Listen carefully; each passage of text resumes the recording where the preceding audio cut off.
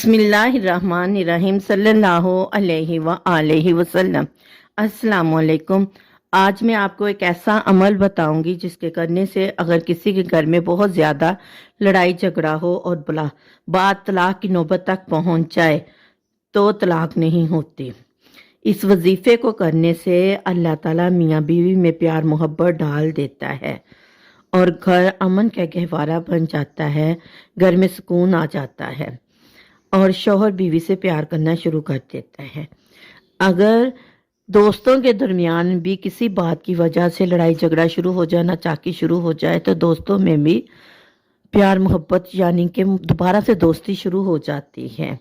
اگر کوئی افسر اپنے کسی مزدور کو اس کی نوکری سے نکالنے کا سوچے تو وہ آدمی بھی یہ وظیفہ کرے جو میں آپ کو بتاؤں گی تو افسر انشاءاللہ اس کو نوکری سے نہیں نکالے گا۔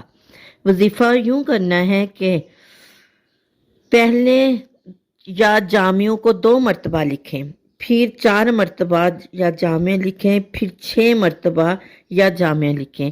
اول و آخر مطلوب اور طالب کا نام بھی لکھیں، یعنی جدھر ہوا لکھا ہوا ہے ادھر عورت کا نام اور جدھر آدم لکھا ہے ادھر مرد کا نام لکھیں۔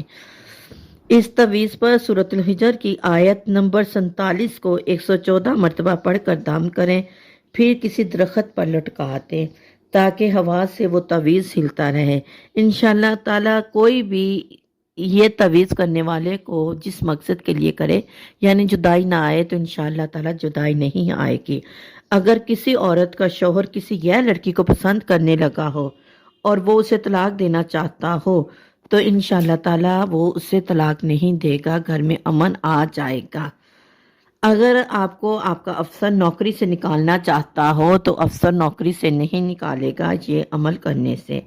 اگر دوست سے آپ کی پرانی دوستی کسی بات سے ختم ہو رہی ہو تو انشاءاللہ تعالیٰ یہ عمل کرنے سے دوستی نہیں ختم ہوگی۔ عمل بہت ہی آسان ہے، یہ چھوٹا سا تعویذ ہے جو ہم نے لکھا بھی ہوا ہے اسکرین پہ۔